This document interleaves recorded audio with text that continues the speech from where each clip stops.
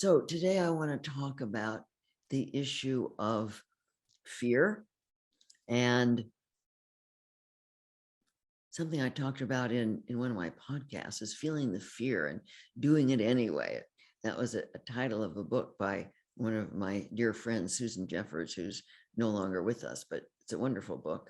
And it means having the courage to do what you're afraid of. And before I talk about this, I want to talk about the two kinds of fear. This is very important to realize that there's two very different kinds of fear.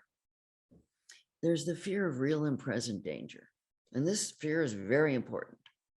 This fear mobilizes our body into fight or flight or freeze. This is the fear that comes if you're being attacked. Something is happening in the moment that's actually dangerous, and you need to react. You need to fight, you need to run, you need to play dead, you need to do something like that. But that's a natural reaction to real and present danger. That fear that mobilizes the fight or flight reaction moves the blood into your arms and your legs. It moves it out of your organs, out of your immune system, and into your arms and legs for fight or flight. It makes you stronger so that you can take care of yourself. So that kind of fear that happens in the moment of danger is really, really important.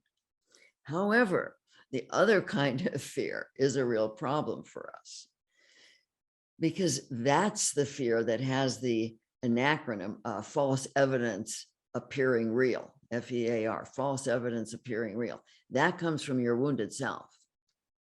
That's the fear that comes from your wounded self telling you lies. Wounded self focusing on the past, focusing on the future, making things up, judging you, ignoring your feelings, giving you away to other people to define your worth and make you safe, numbing you out in various ways, particularly predicting the future, which that young wounded self has absolutely no way of knowing. The future has no access to anything that would let our wounded self know about the future. So that kind of fear, that's the most common kind of fear, because most of the time we're not being attacked. There's nothing really dangerous happening in the moment, but you could be feeling a lot of fear. Now, what happens is the body reacts the same way. It goes into fight or flight. It pulls the blood out of your organs, out of your immune system, and it goes into your arms and legs, and you feel stressed. It's the stress response. Now, of course, if you think about that, that is not good for you. And that's why stress is a major cause of illness. It's pulling the nutrients out of your immune system because your wounded self is making things up. Now, there are things we need to do. Like when I first started to be a public speaker, I was scared. And my wounded self made up all kinds of things that would scare me. I'm going to forget what I want to say, or I won't have anything to say, or I'll say it wrong, or nobody will like it, or just on and on and on. Now, obviously, if I had listened to my wounded self, I wouldn't be here with you right now.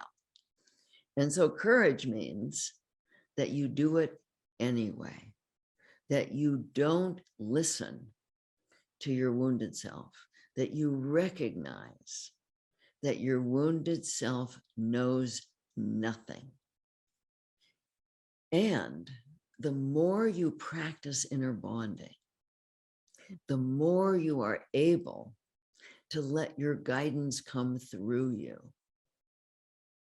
It's like when I'm here with you, I know the topic that I'm going to be talking about, but I don't think about it ahead of time. I don't decide what I'm going to say. If I were to decide what I was going to say, it would come from my wounded self or my limited mind in some way. But I don't decide because I've had a lot of experience in giving it to my guidance. And I totally trust my guidance to come through me and say what my guidance feels is important to say. And when you practice inner bonding, you start to trust that. You start to trust that your guidance really does know more than your wounded self. And that's what gives you courage. That's what gives you the courage to do the things you really, really want to do. You might want to take a moment to think about, what do you really want to do that you're not doing? Is there something, some physical thing? You want to jump out of an airplane, but you're scared and you're not letting yourself do something that might be fun for you. You know, you want to parachute down. You want to learn to ride a horse. You want to write a book. You want to change jobs. You want to go back to school. You want to speak up to somebody. You want to speak your truth in some situation. Your wounded self is likely, if you're not doing it, or you're procrastinating it, your wounded self is in charge. Your wounded self is scaring you and telling you, oh, you're going to fail. It's going to be a flop. You can't do it. You're not smart enough. Bad things will happen. These are the kinds of things that the wounded self tells you to stop you from doing what you really want to do, because it causes all this fear. But that fear, that's not the fear of real and present danger, because it's not happening. And you have no idea about the future. You don't know. Like, let's say you want to change jobs, and you have to get some training, and you start taking some classes, but your wounded self says you'll never find a job in this area, or you're not smart enough to do this. That's the kind of thing the wounded self will say to stop you. I was just working with somebody who wounded self was just telling him he's not good enough, and he made a mistake, and on, but none of it was actually true. It was just causing a lot of fear. It wasn't true. And when he went to his guidance, in just like 10 seconds, he was able to get the truth, and all that fear went away, and he was able to access what the loving action was for himself, what to say to a person who he was having a problem with. So our guidance is always there. It's always there. It's just that we're not. And when your wounded self is in charge, your frequency is too low to access your guidance. You can't access your source of love and truth when your wounded self is in charge. It just keeps your frequency too low. One of the things that is so important to be aware of is that the wounded self wants to stay in charge. It wants control. It has beliefs that if you go to your guidance, that it's going to die. You don't need it anymore. Well, it's instinctual on a level. It's not going to die. It's going to be there. It just won't be in charge. And I do a lot of things to give my wounded self other jobs, because the wounded self likes to control. I've taught her how to control. I've talked about this, taught her how to control in ways that are not destructive, giving her affirmations and things like that, which quiets her down, and then she's fine. But the wounded self is that part that doesn't want you to be guided by your higher guidance. It'll take any kind of situation to pull you back down so that it stays in control. That is what the ego wounded self wants. And so if there's a situation, for example, that's new to you, your wounded self will say things to scare you. You can't do it. You're going to fail, on and on. And of course, it will pull you back down into a low frequency, make it hard for you to have the courage. So if there's something you want to do, it's really, really important for you to do the 6 steps of inner bonding, to go to your guidance for the truth. Recognize that your wounded self never knows the truth, ever, ever, ever. It's the whole basis of the wounded self is the core shame that comes from telling yourself that you're not good enough, which we all absorbed at some point in our lives. We're not good enough. That's the core shame.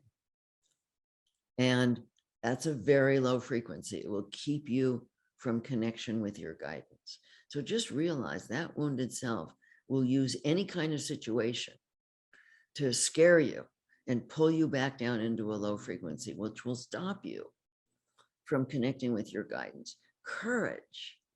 You'll have courage when you open to learning with your guidance, when you're operating from truth. You'll have courage when you learn to define your own self-worth, so that what you want to do it becomes an expression of who you are, not a definition of who you are. Like if you want to do something like start to write articles or write a book or change jobs, that you're not attached to it in terms of defining your worth, that you're already defining your worth through your higher guidance. And what you want to do in life is an expression of that, not a definition of that. And so when you're doing your inner bonding work and you're relying on your guidance for your safety, and you're relying on your guidance to define who you are, you will find that you do have the courage to do what you want to do. You do have the courage to do new things, to step out there. Even if you don't know what you're doing yet, you'll learn what you're doing. Lots of times people say to me, there aren't that many people my age who are as computer savvy as I am. And when I tried to teach my mother years ago how to use, just basically use the computer, at that time she had a mouse. She couldn't even deal with moving the mouse. She just couldn't get it because she was too scared. She was judging herself. Now I've learned a lot about being on the computer, even though my wounded self would say, you'll never learn to do that. That's too hard. But I don't listen to that. I go to my guidance. I say, I want to learn to do this. Will you help me? Or help me find the people who are helping. And that's where the courage is. So I really want to encourage you that if there's something you really want to do and you're scared, notice that your wounded self is the one scaring you, and your wounded self doesn't know anything. And do your inner bonding work.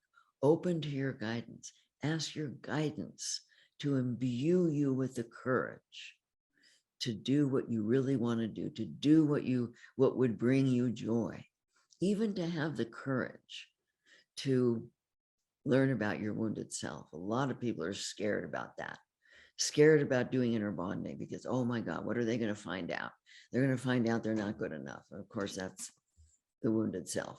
That's not good enough, not you, not your essence. So really want to encourage you to not let your wounded self be the one to guide you.